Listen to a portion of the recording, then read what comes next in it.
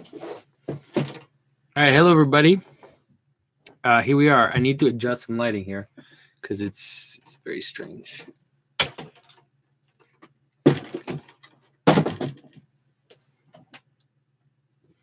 think that's better. All right.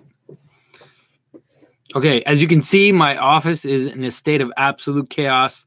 I can even show you. I can even show you better. Check this out. This is just crazy. This is my whole place. I'm trying to set up my office as a kind of studio of some sort. I've got this paneling that's supposed to stop sound, and I've got these lights that are supposed to be nice, but I am a disaster when it comes to anything technical. And so I'm really struggling. So I bought all this equipment to like set myself up to have a studio in my office. But it's like, I'm struggling to just get it all to come together. I always realize I'm missing some cable. Oh, I need a cable to connect the camera to my computer. Then, oh no, I need some cable to connect the microphone to the camera. Anyways. And yeah. And I also wanted to frame some paintings and put some drawings and put them on the back, and the frames came in all busted from Amazon.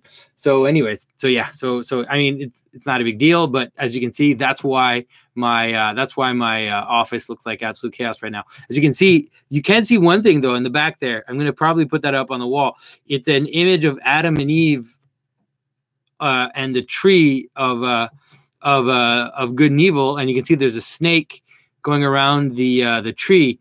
And I got that in Haiti. I bought that in Haiti a few years ago when I went there for a humanitarian trip. So yeah, so I'm still trying to figure everything out, but it'll happen. All right, first off, I want to apologize to all the people who are on Subscribestar, because I was sure that I had posted the questions and all the information about this event, and then Jacob Russell, was like, "What's going on? Why didn't you post it on Subscribestar?" Then I realized that I hadn't posted it, and so I thought I did, anyways. So yeah, anyways, as you can see, my mind, my world, and my office, everything is in a little bit of chaos. Hopefully, I'll be able to get a grip on that. In terms of the whole Patreon situation, we're like days away for that I'm going to launch a subscription site directly on my website, but we're still trying to figure out how to deal with the different tiers and all that stuff that we had on Patreon, how to do that in on the website. So it's coming very soon. So all right, it's let's see, we got 8 people here, and we've got some questions from all around. So what I think I'll do is I'll start with the Subscribestar questions, and there are only 2, and they're both by Jacob. So we'll start with those, and just to somewhat apologize for my chaos, and also because Jacob's still waiting for my hair video, which I am gonna do, but it just, man. Next week on Friday, I'm leaving. No, on Sunday I'm leaving for Saskatoon, and I'm gonna be there for a week teaching a carving workshop, but also I'm going to be there giving a few talks. And so I think I posted that on my website. You can, if you're near Saskatoon, then you could always come see me at one of those talks. But I doubt many of you are near Saskatoon. So, all right. So here we go. Let's start with the questions. So Jacob asks, do you have any of your carvings on display in your home? More specifically, if you have a prayer corner, do you have any icons you produced hanging there? I've been wondering if that's common. I do not have my carvings displayed in my home. It's not a philosophical decision. It's really a kind of, in French, I don't know how you say that in English, I guess an ill-shod-in shoemaker or something like that. Like someone who, all my carvings I make for clients. And so every time I have a carving that's done, I tend to sell it. So I don't have any carvings around. I do have, related to what you're saying, one of the very first carvings that I made is a triptych of Christ on a throne with the glory of cherubim, and it has 2 panels that open up, and there's the Mother of God, and there's St. John the Foreigner on each side. that is actually the icon that we use when my family were doing morning prayers, if we're doing evening prayers. We don't have an icon corner per se, but we have this triptych which we put up and we open up and we light a candle when we do that. So I don't know if it's common. The reason why I was using one of my own icons is really because just because I was too poor to buy icons. And so I'm hoping I have a few icons that are supposed to be coming to me because I traded some artwork for some icons, but hopefully I will have other people's icons at some point. I would rather have other people's icons because even though I made that carving a very long time ago, there is that little moment sometimes where I'm looking at the icon and I'm seeing my technical decisions rather than seeing the figure that I represented, which is it's not a great thing. All right. So Jacob also asks, can you talk to us about holy water and perhaps expand on last month's question about a blessing? We received holy water on Theophany and we aren't quite sure how to think about it or what to do with it. We've heard you should drink it, but right now I'm having trouble seeing it as anything other than just water. So to add to this, there was something I watched a while ago where a Buddhist monk blessed some water in a container, then cursed some other water. He did this a few times to different containers of water, blessing, cursing, blessing, and so on. The water is then frozen, and after a while, the ice was examined under a microscope, and the crystals were significantly different, as the blessed ice was what one might expect to see, but the cursed ice was jagged, discolored, and not at all what one expects. What are thoughts on this idea? Do you see holy water as water that has been realigned with the patterns of creation, the patterns of being? So I think the best way to talk about let's say holy water, I have the same problem. I grew up Protestant and I have to admit that I also don't quite, I'm still, even though I understand it conceptually, even though I understand it in terms of the philosophy, in terms of my, let's say, my immediate way of dealing with the world, I do tend sometimes, I can be uncomfortable with something like holy water because, like you said, I don't quite know in terms of my immediate life how it fits in with, with the rest of things.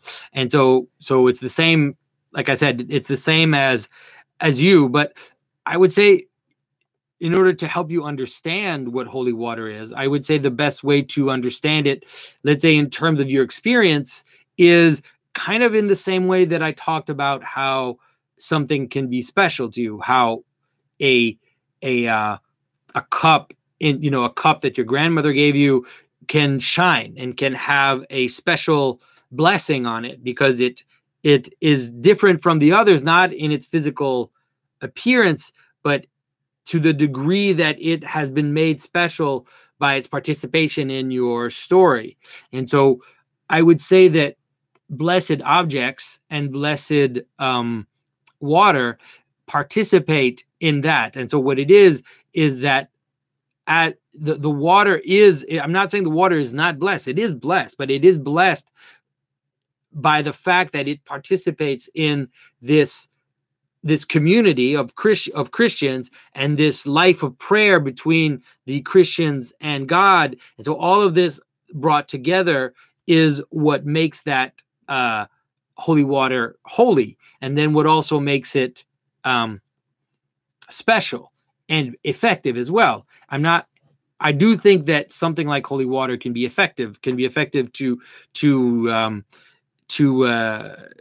help you in your life, to maybe even to heal people, as we say in the prayers. And so it wouldn't be the same type of causality as medicine, but it would be a different form of causality. We've talked a little bit about the possibilities of other types of causality, which go through logos, through consciousness, through language, through all these other venues for things to become effective.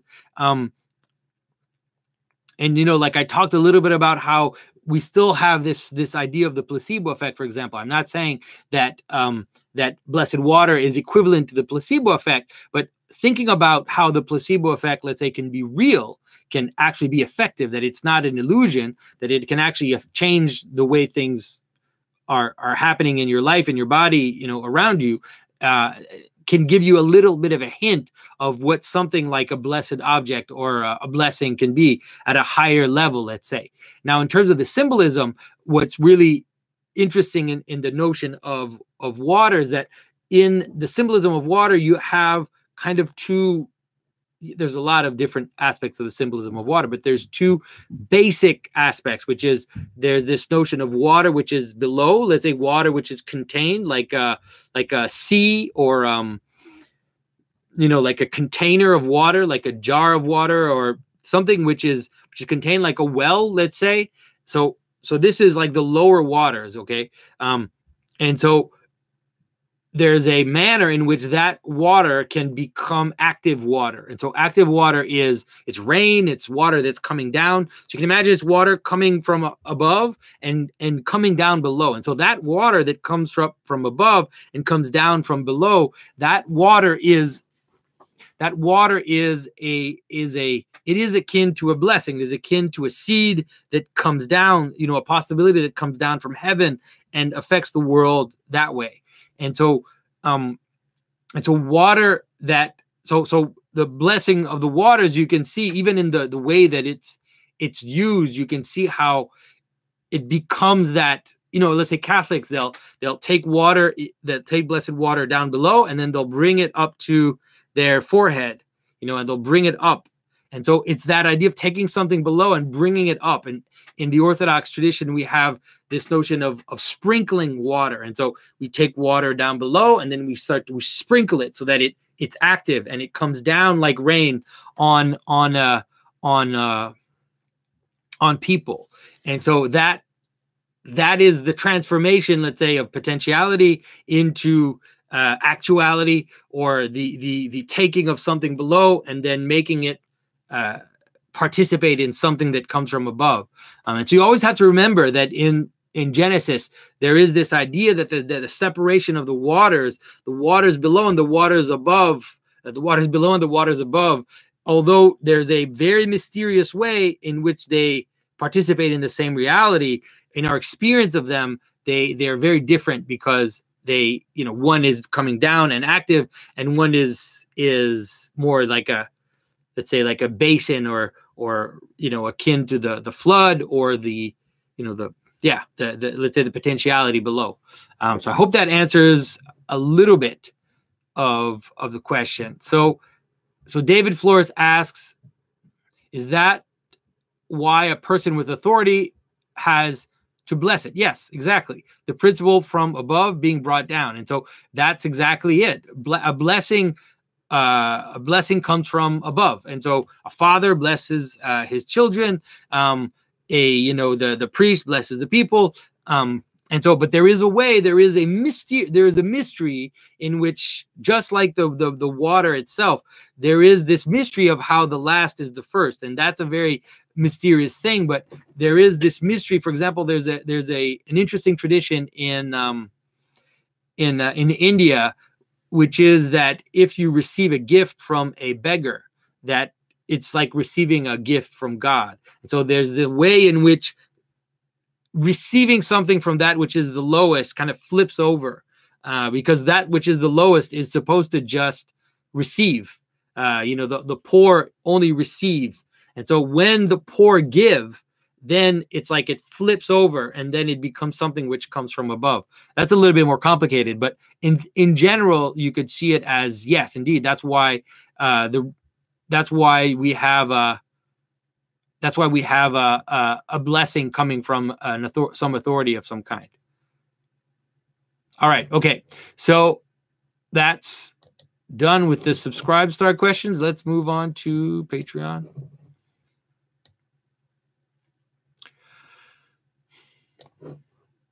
Okay, so let's start with Father Scott Murray. Wow, a question from a priest. That's kind of scary here. Could you comment on the symbolic role of Joseph in Matthew 1 and 2? Do you have any thoughts on his conspicuous absence from the story of the visitation by the Magi? So that's a very kind of large question. maybe a lot of people have been asking me to talk about Joseph, and in context of the let's say the popular culture discussions and other things like that. A lot of people have asked me to talk about how something akin to the fact that Joseph is the first cuckold, in the sense that Joseph, that the mother of God, is supposed to be married to Joseph, but then she has a child from God. And so I've been kind of hesitating to answer that, because I don't think that's the right way to frame it, because we're framing it in a manner which is, akin to our own little, political questions or whatever. The idea of Joseph being promised the mother of God, and then her being the vehicle for receiving the divine logos, is really akin to a priest. So Joseph's role in the story is really akin to how the priest is the guardian of the temple. And so the priest has an authority in the hierarchy, but he is aware that the source of the holy, the source of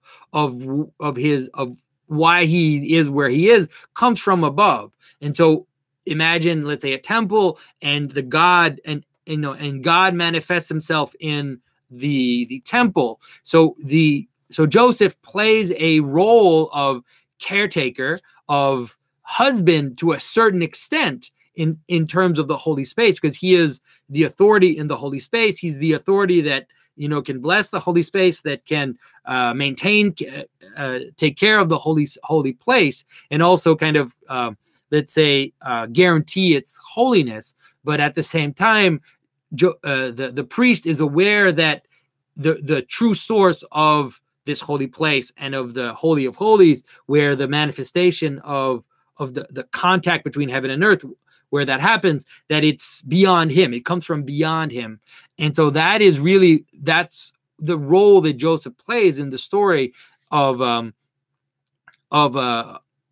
beginning of the Gospel of Matthew. And so you can see that Joseph is a caretaker. He's there to also interpret what is received from above. So he receives visions from above, and he's there to kind of act as a mediator between this kind of these messages from heaven and his family, and what he's asked to care for, which is the mother of God and the child, which is the equivalent of the temple and the Holy of Holies, and the glory of God descending on the Ark of the Covenant, and the high priest, let's say, being the to a certain extent the intermediary, the caretaker, the one who cares for that. So I hope that's helpful. Now I have to admit that I've never thought about the fact that he's not mentioned in the story of the visitation. Now it seems, in terms of just a basic idea, in tradition, it's kind of important that Joseph was a very old man, and we see in the icons he's represented as a very old man, a man who had been married before, who had lost his wife, and who had children with another woman. And so it's important that at some point Joseph passes away. It's not mentioned when. At some point he dies in the story of Christ, because he's not there after the story of when they bring Christ to the temple. I don't think we hear from him about him anymore. And so there is this movement towards his absence in the story. And so maybe that's what we're seeing already in the story of the Magi, that he's not supposed to play an important part in, as Christ, takes all the place. He's kind of supposed to not be that important. But I have to admit that I haven't thought about it enough to really totally answer that. Okay. So Matthew asks, as you transition from an art student to an icon carver, what thoughts do you have on the space that is an art gallery, seeing as some art galleries in Orthodox churches can look very opposite? So I don't have a problem with art galleries per se. I do think that the notion of the art gallery as a cultural space, I think, is a problematic thing. There are many cultural spaces like museums, like galleries, that are actually false cultural spaces. They play, excuse me, they play a role, and the role is not, it's not completely to be neglected, but I always say something like museums are the place where art goes to die, because art is supposed to be integrated into people's life. Traditional art was always something which was part of people's lives, and so we put tapestries on the walls, in order to decorate the halls of the castle, but just also to warm up, to prevent the heat from escaping the castle. Art always played a functional role. Now, the icon is actually, I believe the icon is in some way at the origin of the notion of art as we understand it today. It's a perversion of the understanding of art that we have today, because this notion of the sacred image. Now, the sacred image has a role in society, but it's a far more spiritual role. It's a far less anchored role. Like, you make a chair, you sit in it, you make a teapot, you drink out of it. So all these different arts are very anchored in everyday life, whereas the icon, although it does participate in the life of a person, it tends to be a special, and it also, it's not in our everyday life, but rather related to our contemplation, to our prayer, to all those different aspects of us. And I think that the idea of putting up a picture on the wall just to have a picture on the wall is a very, I do it. I have pictures up on my wall, upstairs, and I'm going to have some down here. I'm not saying it's wrong, but I'm saying that it is a very diminished understanding of what art was, let's say, in a traditional world. Now, the gallery, because of that, the gallery also, I think, is a very diminished cultural space. I think that it's fine, and I think that it's, if you can sell your art in a gallery, I think that that's good. But I would just beware to somehow, like I said, to think that this is what culture is really supposed to be. And, it's the same for movies too. I talk about movies, and I critique movies, and I do all that, and I think there's nothing wrong with movies, but we have to differentiate, let's say, true culture, which is the participation in life and in a community, and whereas we have to differentiate that from entertainment, which has a role, especially at the end. At the end of things, entertainment has a role, but we always have to keep things in their proper place. So, yeah. So, all right, I'm laughing because here I've got Drew McMahon asking me, Jonathan, what is the purpose of life? I mean, I can answer. I think that, I can only quote the Saint Athanasius and say that man became God became man so that man can become God. And I think that's the purpose of everything. I think that the purpose of everything is to be joined to the divine logos to the extent that that's possible. Now, I mean, yeah, I think that's it. And so how does it translate in life? It translates in community, in loving your neighbor, in helping the poor, in worshiping, in also cultivating the heart and cultivating the prayer, the stillness of the heart. All those things, basically, that Christianity is supposed to be doing. So, yeah, hope that answers. But yeah, I've not attained that. I hope you know that, and that's very important to know. All right.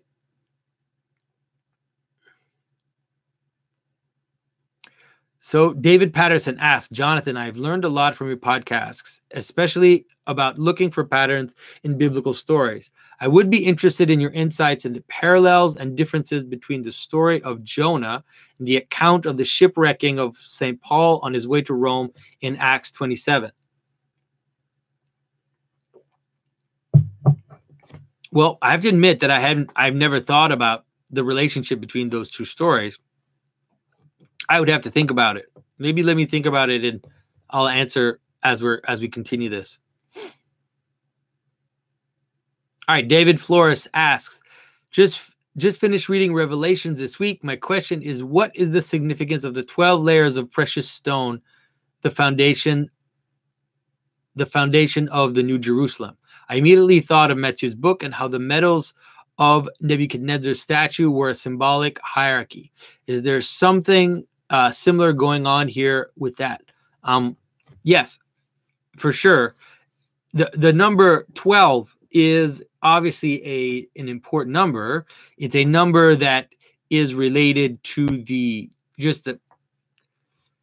it's a number which talks about a type of fullness or a type of completeness. And so, that's why we have the 12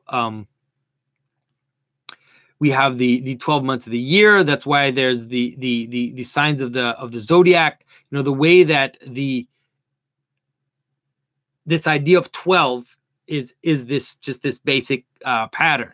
And so in terms of the different stones, I have to admit that the symbolism of stones is one that I find is possibly missing, in the sense that, anyways, I've never read anybody who has talked about the symbolism of the different precious stones in a convincing manner. So, of course, the 12 layers in terms of the Bible, the 12 stones refer to the 12 stones that are in the breastplate of the high priest. And those 12 stones are also the 12 tribes. And so it is this notion of, this fullness, let's say, of manifestation. And there's a relationship between the foundation of the New Jerusalem as being about Israel being the foundation of the New Jerusalem, and then Jerusalem being built up on top of that. And the 12 disciples as well. So we have the 12 disciples, we have the 12. So all this idea of this kind of fullness, you can kind of see it like, let's say you have 1, 4, and 12. Like that's a good way to basically understand it. You tend to have, so you have Christ and you have the 4 gospels, and then you have the 12 disciples. And so it really is this moving from like one to the many. You can see that in the icon of Pentecost. The icon of Pentecost, you see, the Holy Spirit coming down and separating into 12, and then you have the 12 disciples, and then it's actually not the 12 disciples. It's like the modified 12 disciples. So it's 12 people, but in the 12 people, you have the 4 evangelists usually, and then you have also St. Paul. So it's just like this fullness of this representation of this kind of fullness of the church itself. And then you have a figure of an old man, Cosmos, at the bottom of the image, who has 12 scrolls in his hands. And so this kind of moving from one and then separating and then becoming these 12 stable traditions, you could say, or 12 foundations, or 12 possibilities of how the one can manifest itself in different aspects, let's say. Because that's one of the important things about the relationship between one and the many, is that you always have to understand, not see the many as necessarily opposed to the one, but rather see the many as a vehicle to show us the one, let's say the one as being beyond, if you will, simple observation. And so you have different traditions to help to point to this mystery, which is at the middle, which kind of unites them all together. So we have the 4 gospels, which kind of point to Christ, but the actual person of Christ remains, if you will, mysterious in the center. And the same goes for the 12. So I'm kind of off from the New Jerusalem, but hopefully that helps a little bit. And I have to say that Revelations is a serious challenge. It's really difficult to read it. Most I'd say most church fathers would actually disapprove of people just reading the book of Revelations. And you can see, because you have all these crazy, kind of these crazy kind of sectarian Protestants who base their whole thing on Revelations. And, how many times is the world supposed to end based on their kind of wacky interpretation of Revelations? So I would say just be careful when you read the book of Revelation. Not that it's a very powerful and important book, but it's difficult there's so many sections of Revelation that I just do not understand. So Mathieu wants to work up to an interpretation of Revelation. So hopefully that'll happen. That would be great. Well, that's funny, because then the next question relates to Mathieu's book. So Nick de la Cruz asks, what would you consider to be the most important theme in Mathieu's book? Also, can you do a quick overview on fractals in the Bible?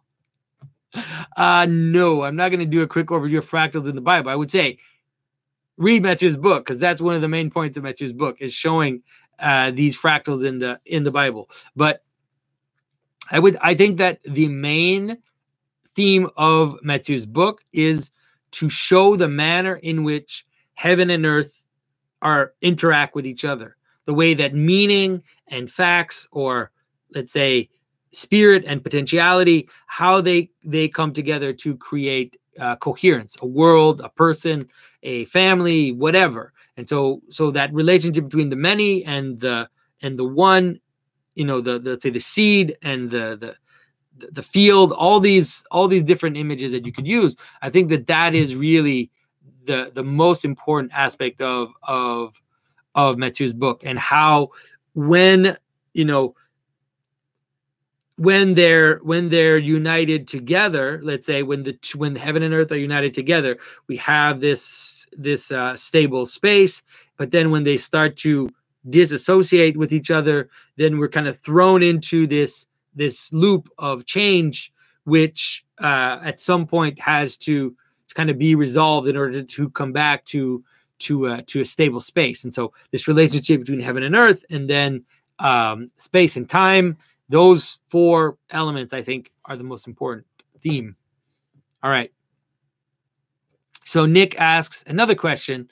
Is there any symbolic significance to the 144 servants during the end times?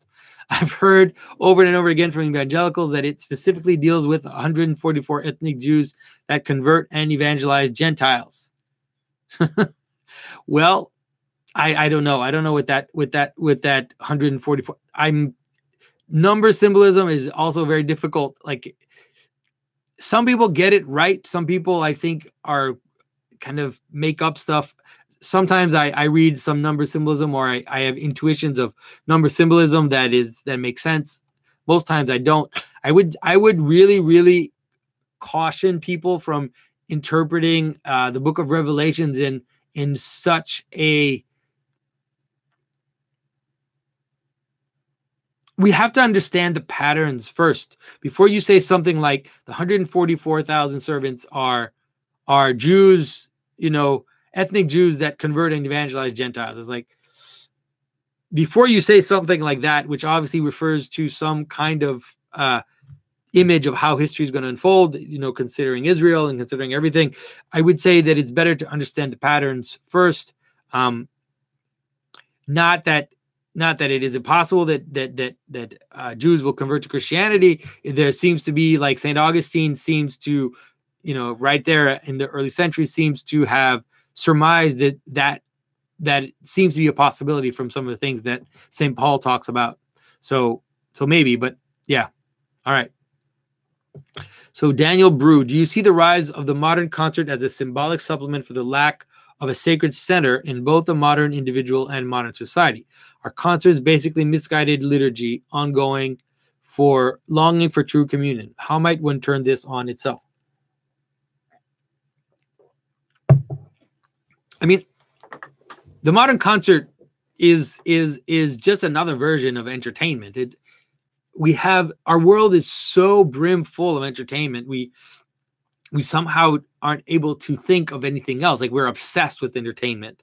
We have very few participative activities. We don't have public rituals anymore. We don't have festivals. We don't have processions. All of these things that we do a few. The only one left we've talked about that is the LGBT parade. That's the only parade basically we have left. But in a traditional world, there's a whole participative culture where on certain times of the year we light a bonfire, we turn around the maypole, we still have like Easter egg hunts, we still have a little bit, we still have something like Halloween, we still have is there still carol singing? Probably not, but there's a few little things left, but those are the real participative things. Now concerts, movies, TV, all that stuff is, and just listening, the idea of just listening to music, all of that is part of entertainment culture. Now, it doesn't mean that it can't elevate you. It doesn't mean that it can't point you in the right direction, that it can't help you. I mean, if it did, I wouldn't be talking about it on my channel.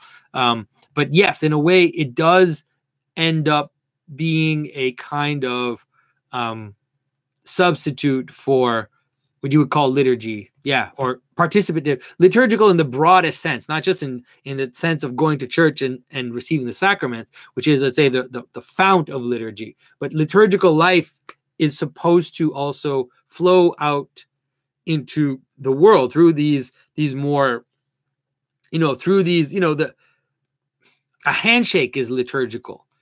Saying hello to somebody is liturgical. There are many, many liturgical acts that we engage in that we don't realize are part of that kind of greater liturgy, you would call it. All right.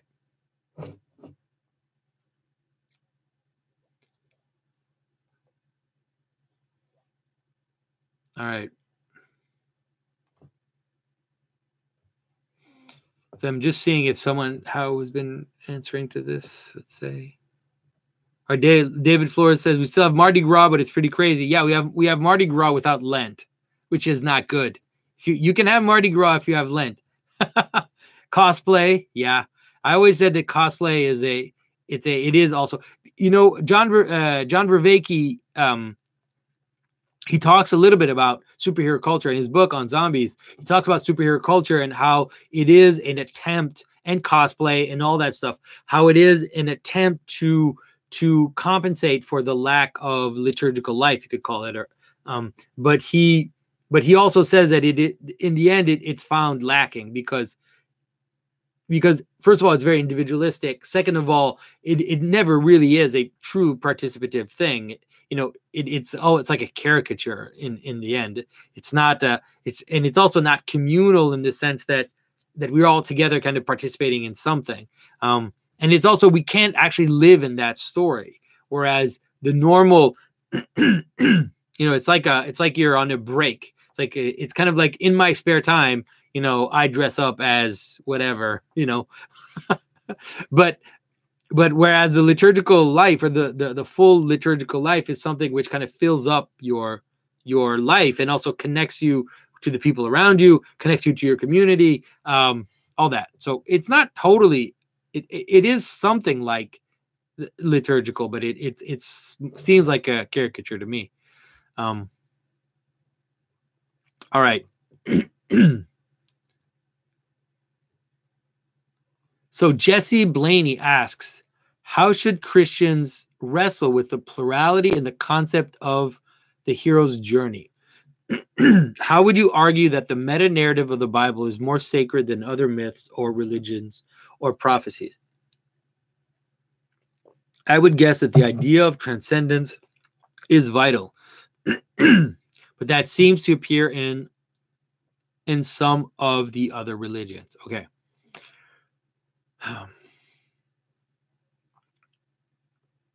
Well, they're different. They're different visions of how Christianity relates to other traditions, or how Christianity relates to the rest of the world. Now, there is there is a very exclusivist way of doing it, which is, everybody else is wrong and we're right, and that's it. Like, that's the end of it. And if you want to attain something, if you want to be in communion with God, if you want more, if you want to go to heaven, then you have to become a Christian. So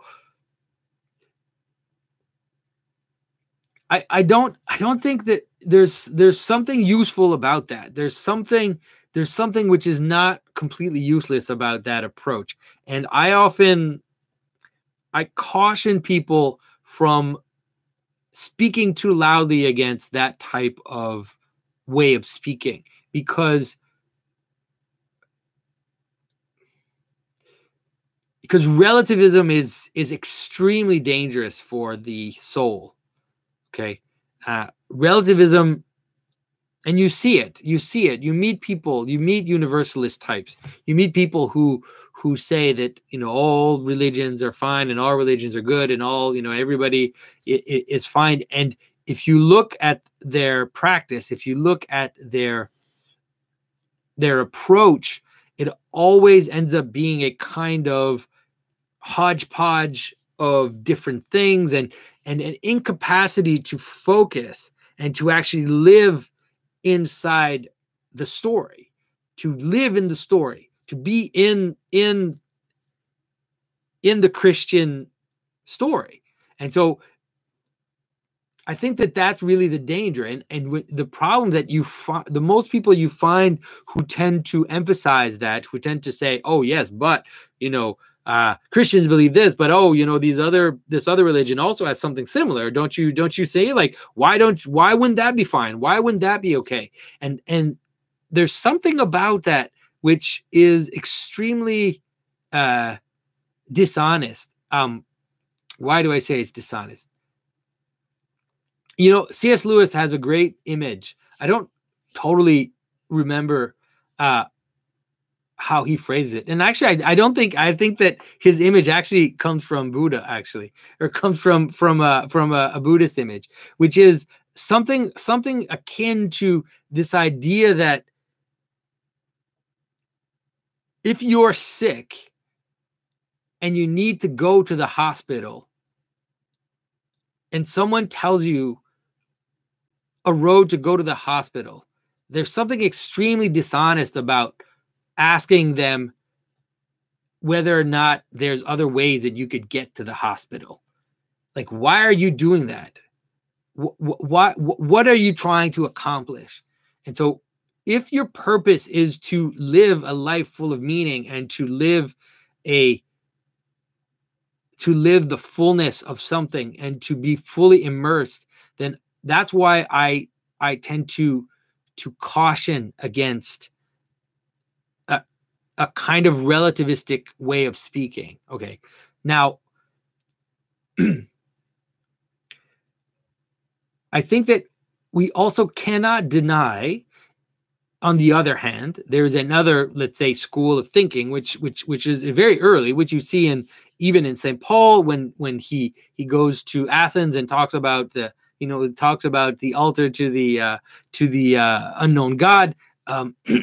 Everybody likes to read that passage as being somewhat sarcastic or ironic, but I don't think that it's necessarily the only way to read it. And so there's another, and you see it in St. Justin Martyr, which is that those who, let's say, how can I phrase this in a good way? That in order for things to exist, they need to have a seed of the divine. For anything to exist, for anything to actually exist, there has to be a spark there. And so as Christians, as people who are in communion with the Logos, we should also be able to see the sparks of God's presence all over. Now, it doesn't mean that we should justify crazy things, like that we should justify, human sacrifice or whatever, but even in something as horrible as human sacrifice, you can see and understand why something like human sacrifice could exist, and you can understand how hidden behind the kind of darkness that's there's a seed of something which can help you understand the state of the human person, can help you understand even the sacrifice of Christ. They can help you understand something very deep about how human beings actually view the world, and you can, by meditating on something like human sacrifice, which I encourage people to do. Like, I would encourage Sam Harris to do that, because he seems to not understand human sacrifice, despite the fact that people engage in human sacrifice all the time, even today. We just had the March for Life, just last week in the U.S. And so, if people don't understand that that's a form of human sacrifice in every single way, I don't, there's a kind of weird blindness. We had a massive, in the West, we had a massive human sacrifice that we did at the end of World War II. It was called dropping 2 atomic bombs on Japan, and then saying that it was for the best of the majority, that we did that. We did this in order to save more people. So we deliberately killed all these innocent people in order to save more people. And so that is a human sacrifice. That's exactly what a human sacrifice is. So anyways, I don't even know how I got to human sacrifice. What I'm saying is that there, even in other traditions and other religions, there are different levels of sparks, and some get it better than others, and some are closer to a kind of a beautiful image of what what holiness is, of what God is, of what the world is. And you can find a lot of kernels of wisdom in Eastern traditions, and in Advaita Vedanta. You can find some amazing insight in that. And so I'm not saying, what I'm saying is that if you are looking at other traditions and you're looking at other religions and you're looking at that, I don't see that as necessarily wrong, but you have to be very careful that it is not an excuse to not dive into the story, to not be part of the actual story of Christianity. So yeah, I hope that answers. It might have been a confusing response, but hopefully it's good enough. What I'm saying is you have to go to church. You can't just say, oh, well, if Buddhists don't go to church, so it must be fine not to go to church. And Muslims, they don't go to church, they go to a mosque. So, and they go on another day. So it's like, everybody has their thing, and it all seems to make nice societies and coherent functioning societies. So, it's like, I don't need to go to church. All right, okay. So Red Arnold asks, what are your thoughts on Caravaggio? I realize some of it is quite brutal, but he's capable of expressing such incredible emotion. I'm very fond of the taking of Christ, which almost always brings me to tears. Also, thanks for recommending the work of Bishop Barron. Hours of very good stuff there. Any chance you two can talk? So maybe I'll answer that first question. I'll answer that first question first. There is a talk planned between Bishop Barron, Jordan Peterson, and myself, but for some reason, doesn't seem to be coming together. The event seems to be stuck somewhere between Jordan Peterson's now army of publicists and himself. Although Jordan has said that he wants to do it, it seems it's becoming impossible to make it actually happen. So, I mean, maybe that at some point I'll just reach out to Bishop Barron and have him on my channel or something, because I do think that he has some interesting ideas and a good understanding of a more intellectual version of Christianity, you could call it. All right, so Frank Rowley asks, what should the relationship be between the individual and the garments of skin? Are there any instantiated biblical principles? So what should the relationship be between the individual and the garments of skin? Well, there's a dual relationship between the individual and the garments of skin. The garments of skin are seen as a form of death that is added on to the person. In the story of Adam and Eve, the garments of skin are put around them as a means of protection. Now, the garments of skin are not bad in themselves. They're a form of protection that are put around Adam and Eve in order to protect them from the world of death. But they're also a layer of death. That's the paradox. I've talked about this with you guys several times. Now, the relationship between the human being and the person and the garments of skin, in the ascetical writing, it is said that we need to shed the garments of skin. It's important to remove the garments of skin. If you've watched my talk on St. Gregory of Nyssa, you'll see, and if you've read St. Gregory of Nyssa's book that I've recommended to everybody, The Life of Moses, the second part especially, you'll see that he often emphasizes removing the garments of skin. Now, why do we have to do that? Well, we have to be able to, because the garments of skin are everything that is kind of added to our nature. So we rely on these outer things, our technology, our money, our civilization, our passions too, our reliance on our own bodily desires as being, let's say, the reason for existing. And the problem with the garments of skin is that we tend to turn towards them and become obsessed with the garments of skin. We tend to become slaves of our own creations, of our own desires, of our own systems. I mean, everybody understands that. I mean, everybody knows that you think that you work, in order to live, and then you realize that no, you end up living in order to work. So everybody has that.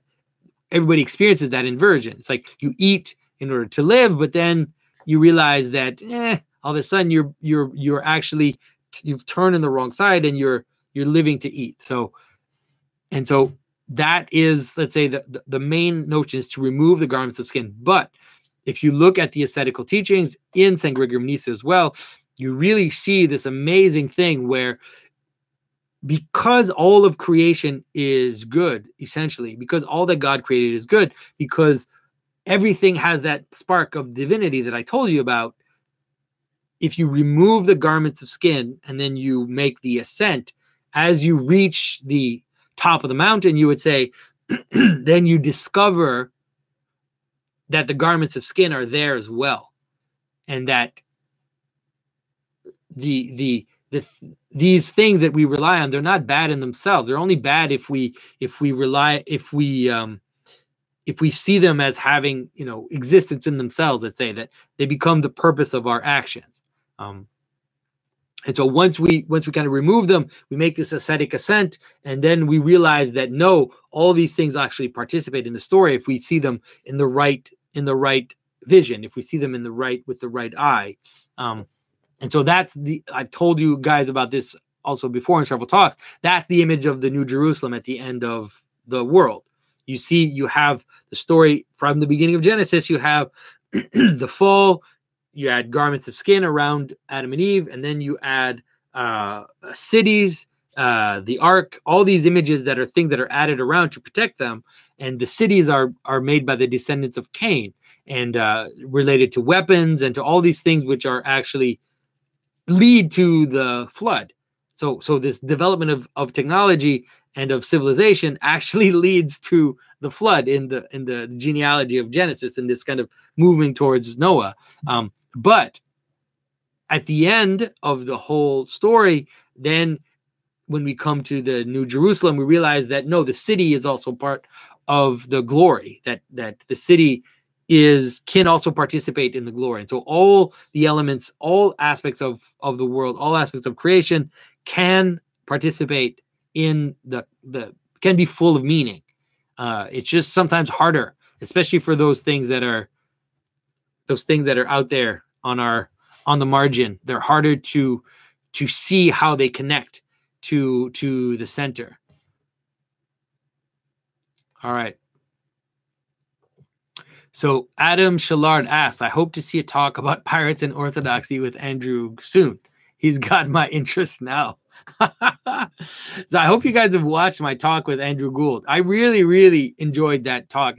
Andrew Gould is actually a very good friend of mine, and it's really worth watching that talk because he exemplifies a kind of balance to some of the things that I say. Because I tend, you've noticed, I hope that I tend to emphasize hierarchy, and I do so because not because I think that hierarchy is the end all, but because I think that we live in a world, and because I'm an artist and I actually come from the more chaotic side, I'm able to see how we've seen hierarchy as being bad in itself, and so I want to kind of reemphasize hierarchy. But in the talk, Andrew actually he's more on the kind of bubbly potential side, and so he talks about how when I talk about a medieval city, I talk about how the church is in the center, and the streets go out from the church, and then you have the wall around the city. I'm like, here's this beautiful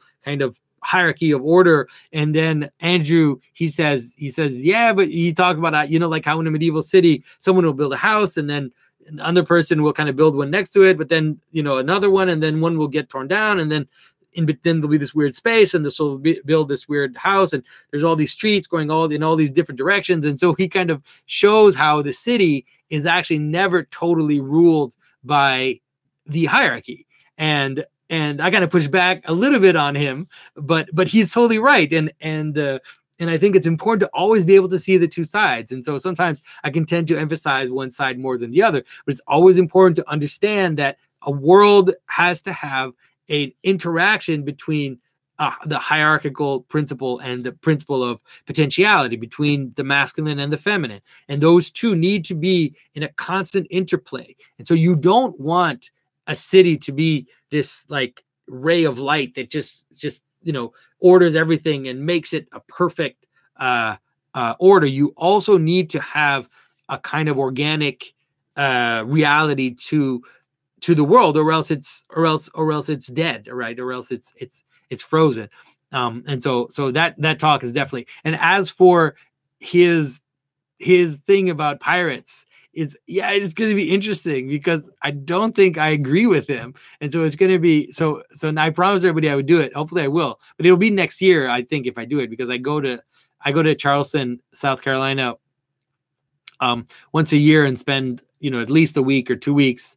This year, I spent like 2 months in South Carolina, as some of you know. So hopefully it'll happen. That'd be great. Andrew's an amazing man. So all right. So let's see. So we're done with the Patreon question. So let's see. So if you guys have questions in the chat, go ahead and write them down, because I'm gonna start to scroll down here and see what we've got. All right, so Thomas McGanahan says he's got a few questions. All right, so let's see what he's got.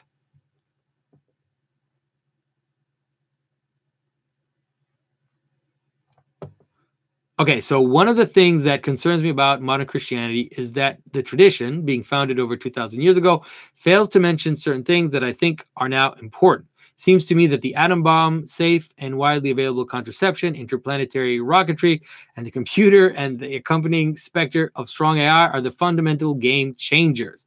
I think these merit a place in our symbolic cosmology. Yet religion in general has failed to integrate them, and popular culture has filled the gap, often with symbols that are hostile to religion.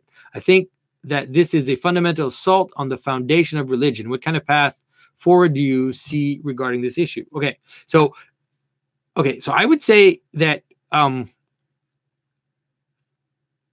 first thing I would say is that I don't think that it's true that those things are missing from the Christian tradition. I think they are indeed there in the Christian tradition.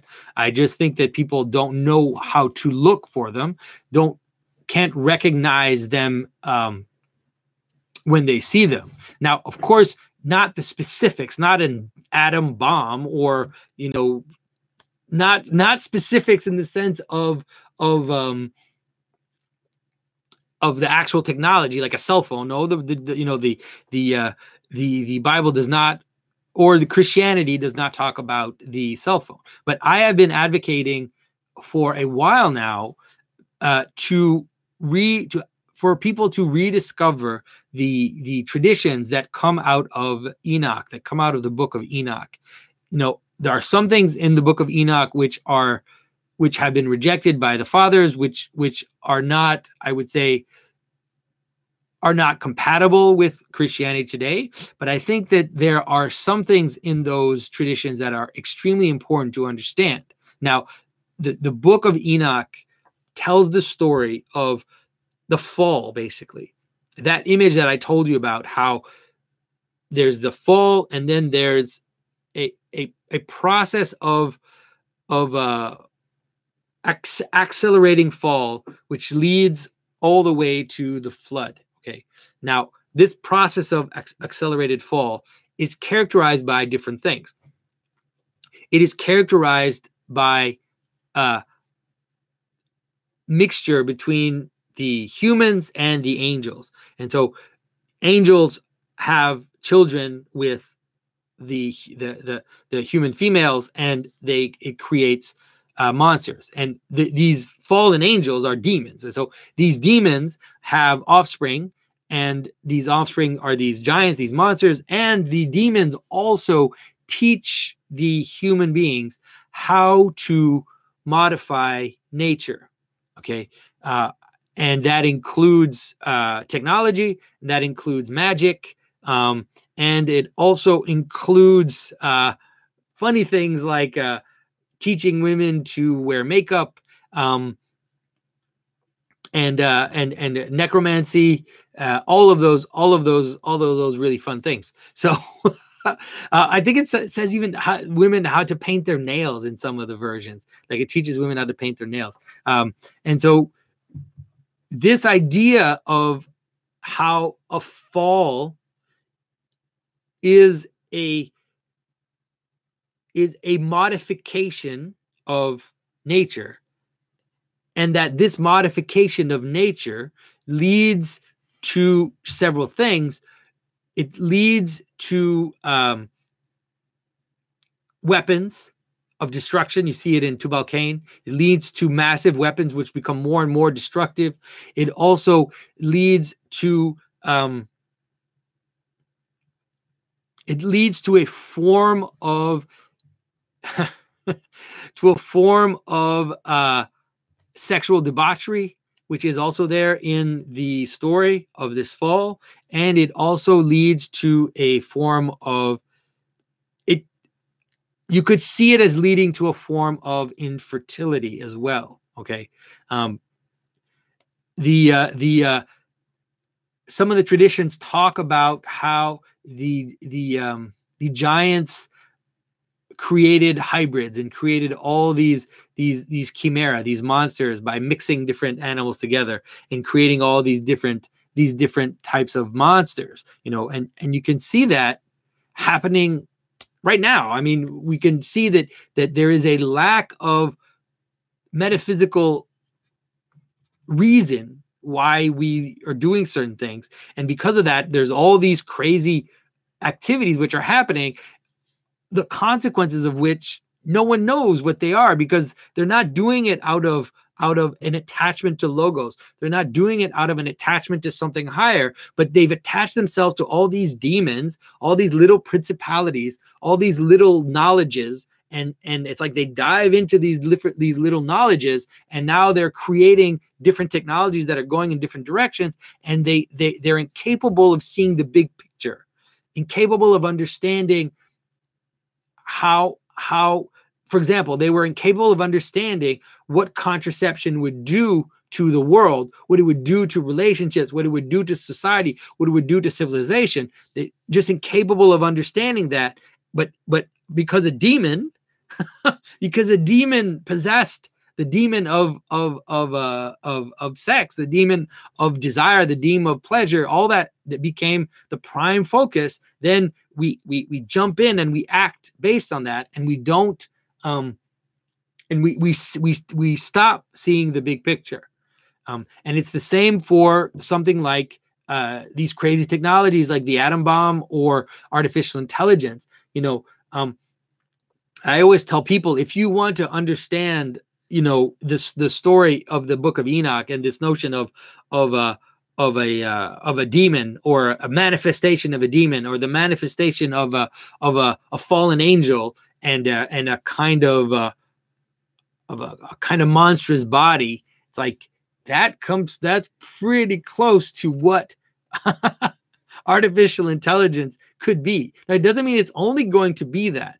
And it doesn't mean that out of that isn't going to come the solution, because in the story of Genesis, there's also a hint as to how all of this can then be flipped out of the fall. And so Noah, in many traditions, is said to be married to Nama, who is the sister of Tubal-Cain.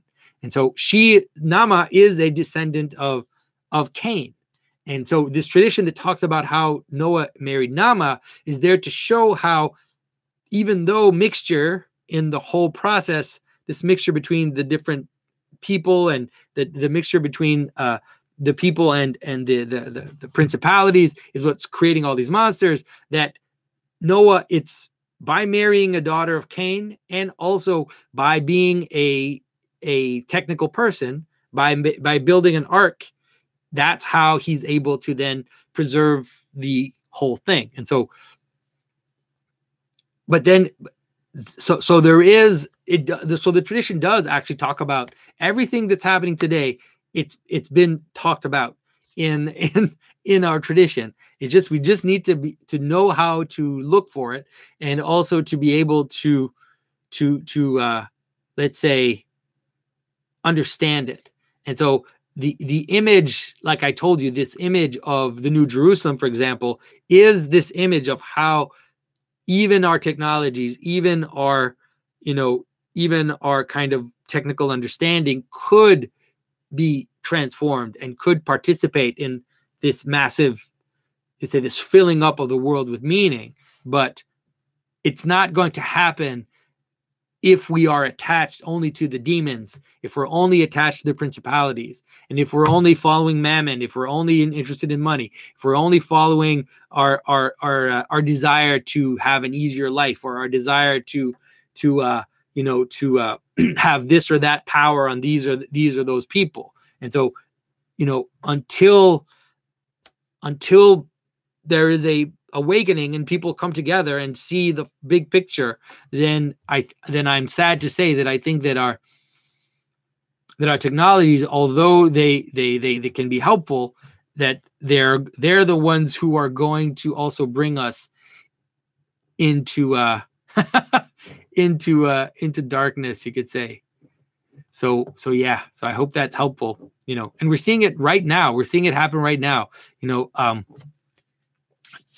I'm probably going to do a video on this very soon, talk about this whole system, like the problem of, we're seeing it with Patreon, and we're seeing it with these deplatforming, of how, and also the credit card companies and the banking system that are becoming ideologically possessed.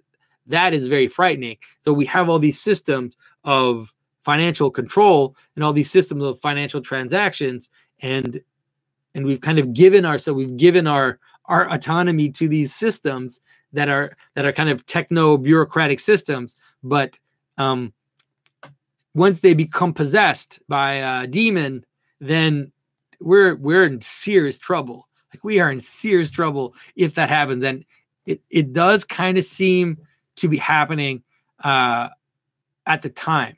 And David Flores says the mark of the beast. And yes, it does indeed have to do with the mark of the beast. So I'm hoping to do a video on that, because the mark of the beast and also 666, it's a very important it's a very important aspect of symbolism that I think would be helpful for people to understand today, instead of just attributing it randomly like we often see. People, their intuition is right sometimes. Like, their intuition about what that's talking about is right, but people tend to be too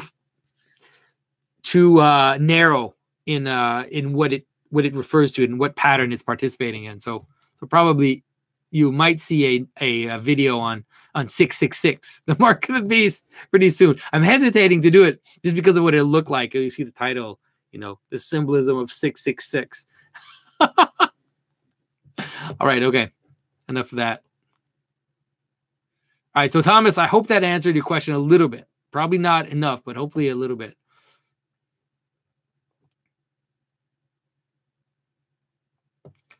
All right, so David Flores asks, oh, so there was that one question at the beginning. What was it? Let's go back here. Oh, the relationship between Jonah and St. Paul. What's the one thing that I'm seeing in the relationship between Jonah and the story of St. Paul is it's almost, what's interesting about it is there's almost like a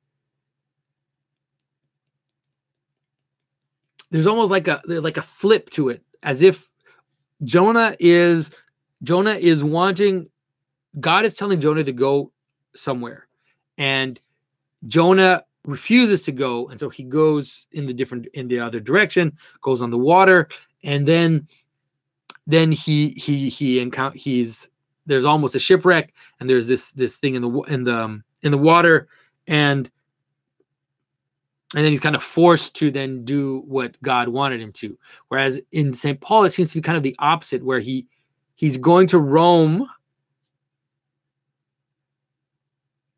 I have to think about it. I have to think about it more. I'll think about it because I haven't never thought about it before. So I'm going to think about it more, and hopefully I can get something that's coherent in terms of answer. So Adam Shillard asks, where can I learn to sharpen my gouges at home? Thanks. That's a carving question, but yeah, I will answer your question, Adam, because I like you. You can find plenty of YouTube videos on how to sharpen your gouges.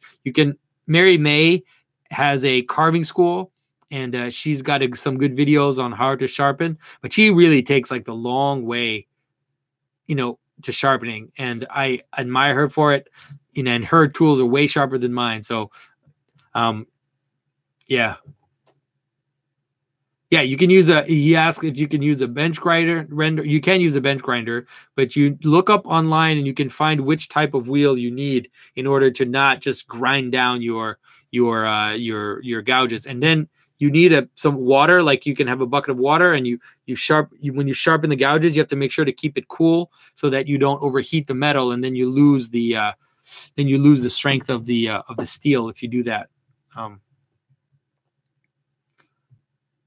All right. Okay. So Nolan Saints asks, do you ever consider debates? In that Q&A with JBP and Brett Weinstein, there was a question that you posed to Brett that he didn't answer because time ran out. Would love to see more stuff like that. I mean, yeah, I guess I'm not, as you might have noticed, I'm not a super confrontational person. I tend to want to. One of my problems is that I can often see kind of both sides of things, and so I tend to. I mean, obviously, I do have certain positions for sure, clear positions on certain ideas, but I'm not super confrontational. But I mean, I would totally do it. I mean, I did actually have an actual debate not long ago, but it wasn't planned. It was really interesting. I was invited to talk at by a group of Baptists, and these are the Baptists that I grew up the churches I grew up in, and they, for a few times now, they've invited me. It's in French. They've invited me to come and talk on these kind of philosophical panels that they have, and so this time they asked me to come and talk about icons, and they said, "Oh, we're gonna have a Reformed theologian there, and and he'll want to discuss, and he can give his opinion and your opinion." And I was like, "Yeah, whatever, that's fine." And so I went, but then it was an actual debate, and he went first, and then he just went right into me, and he was like this and that, and this argument and that argument, and I totally didn't expect it. So I was kind of caught off guard because I hadn't prepared it. He had his notes and everything, and so I was like, okay, now I've got to get into this. So I kind of went into it and I got really hyped up and I actually, it was interesting. I didn't really like myself during the debate though, because I kind of got hyped up and then I became like a Baptist preacher. Like I became like a preacher because I was trying to convince the crowd and obviously the crowd wasn't on my side because I was in this Baptist context, but I was trying to be convincing and this and that. And so, yeah, it was interesting.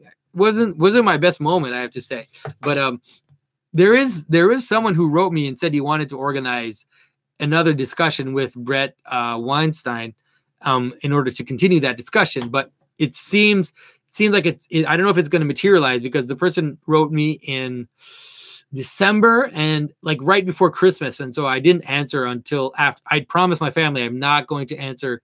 I'm not going to work like during the holidays because they've, yeah, you know, I've been really just not been very present for a little while there. So I was able to do that, which means that I only answered the email like in, you know, the second week of January. So, and then that person never wrote me back. So too bad, because they would have been interested. It would be interesting to have that discussion with Brett. I'd like that. So Jacob Russell asked, have you ever seen of the icons produced through Mull Monastery? I don't think I know what that is. Mull Monastery.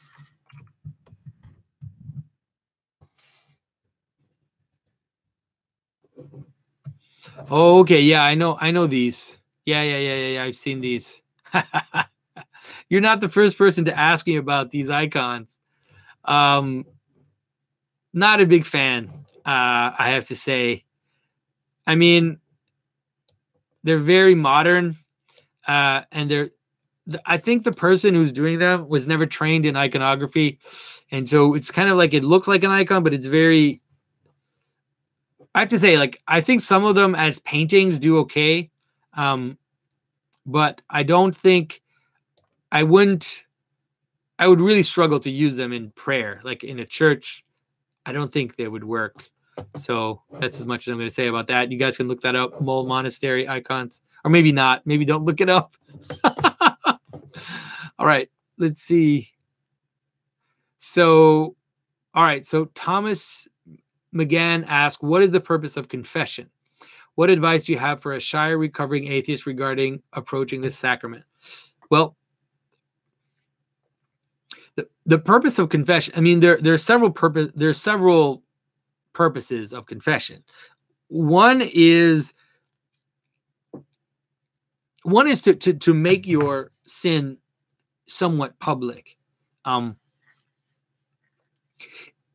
We have these passions, right? We have these things. We have these bad thoughts. We have these bad behaviors. We have these bad habits. We have all of this, and we can always be blind to our own faults, let's say.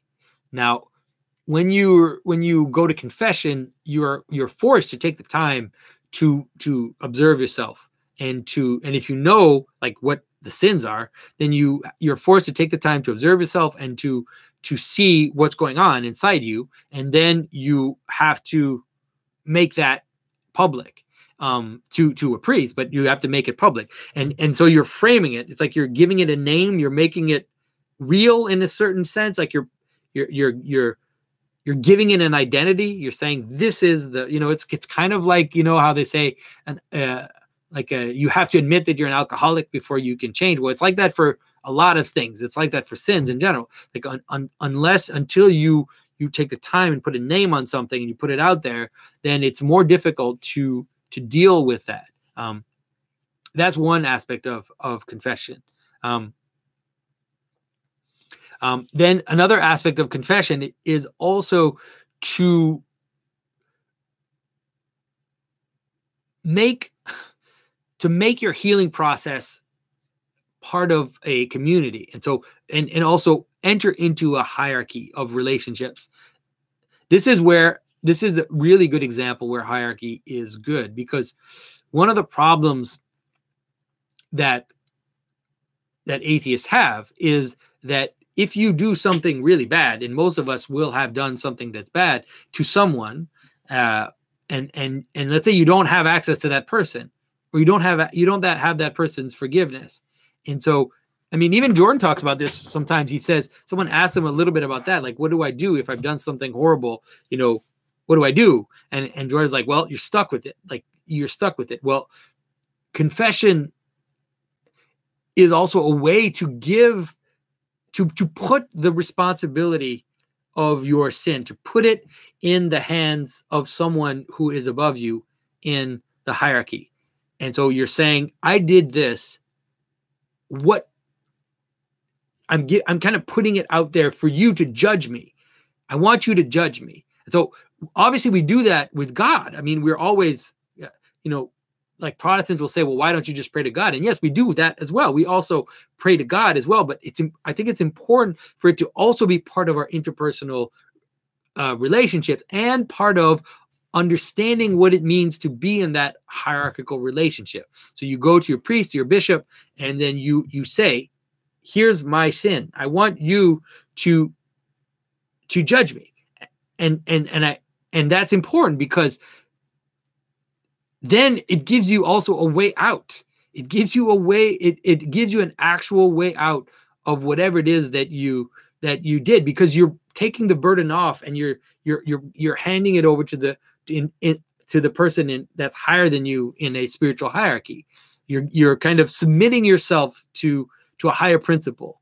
And then that higher principle will judge you to a certain extent, and they won't do it out of their personal whim, obviously, because they're basing themselves in the way that they talk to you. They're supposed to base themselves on how they received from the tradition, how they received from the saints, from how they from scripture, from all of that. And then they can say, you know, they can give you advice. They can also give you a penance, and also the penance isn't so much that you need to do this in order to be forgiven, but that you need to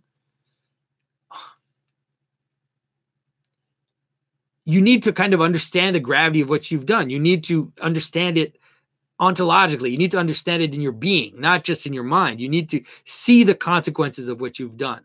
And so a penance is a way to kind of to grasp the gravity of what you've done, and then you participate in that whole process. And it's also kind of a purification process, and then you receive absolution.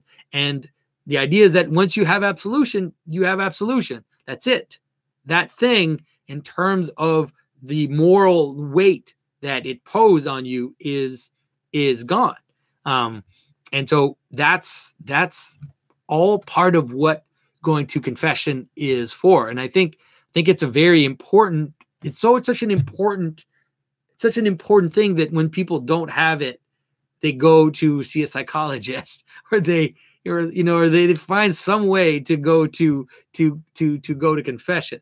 Sadly, in psychology, the psychology today, it's almost, sometimes it's like an reversed confession, where we don't confess our sins to the psychologist, but we tell the psychologist all the bad things that other people have done to us. Like, my parents have done this and that, and that's why I'm so messed up, and here, you know, all that. So it's almost, sometimes it can be a reversed. It's much better to focus on your own sins and to put those out there, to be judged. All right.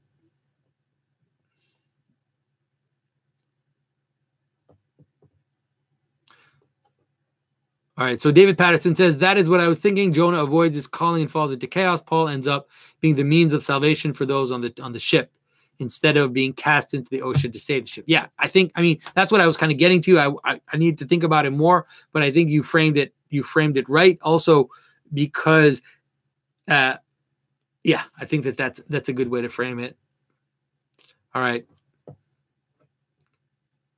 So Jacob Russ says that the icons at the was it Mull, whatever, are intentionally painted by a non-Orthodox artist. Well, yeah, I don't know what to say. I mean, you know. So Red Arnold says, care to weigh in on the Covington fiasco? You know, guys, I've been really trying to avoid. If you followed me on Twitter or on Facebook, I've been just trying to avoid talking about these things, because this kind of social media outrage one for the Gillette ad. So we've had two social media outrages, one from the right for this Gillette ad, and now one from the left from this Covington thing. And I think both like levels of outrage have been crazy. Although I do think the Gillette ad was, obviously I'm more conservative, so I do have a side. Like, I did think the Gillette ad was absurd. And I do think that what happened with the Covington thing is really kind of sad. And it shows a very sad, just shows the sad situation that we're in, where people had no information. People had basically a little few seconds clip. And from that clip of a few seconds, it's so small, it's so little that it acted like a mirror. And then people just projected whatever it is they wanted into that scene, and then went off, and it just became crazy. And so I think it's too bad for that school and for the families of those kids, and so I hope they don't have to go to too much chaos because of all this. Yeah. So Jacob Russell says it's okay to smirk. Yeah, I saw Jacob Russell, and I saw a few people posting some interesting stuff. There, some quote. There's a quote from 1984, George Orwell, where it talks about the ministry punishing people for their, I think, for their facial expressions or something like that. And then someone posted from the Gulag Archipelago where there is this idea that someone is punished for his smile. So I thought, wow, that's crazy. It's crazy because that's really what, when they end up happening, people just, it's like, these people don't, who knows? Even if they were smiling out of arrogance, it's like, maybe even if that's what it had been, I don't think that's what it was, but even if they had been smiling out of arrogance, the idea that would lead you to then want to physically harm these young men, that it would lead people to want to dox them, to want to physically harm them. I think, anyways, it's not a good sign. It's not a good sign for where we are right now. It's not a good sign. All right. So we are, it is 10:30. So I think we're able to get through all your questions, guys. So I want to say thank you again to everybody who's here and everybody's asking all the questions. And I appreciate everybody. I appreciate your support. And I also appreciate people who are active on the Facebook group. I think it's great. I always kind of peek in there to see what people are saying. And it's probably the place where I peek into the most, because it's the easiest to kind of follow through. So if you guys want to get into discussions about the videos and everything, that's really a good place to go. There's a Reddit on the Symbolic World, but it seems to not be super active. But I think I'd promised that I would do a Ask Me Anything on that, and then for some reason it just didn't happen. So maybe that's what we should do to get the Reddit going again. But thanks to everybody who participates on the Facebook group, for sure. And again, thanks for all your support. And in terms of the whole weird financial situation, hopefully in the next few days, it's going to be settled. So guys, I will see you next month, and I will say good night to all of you.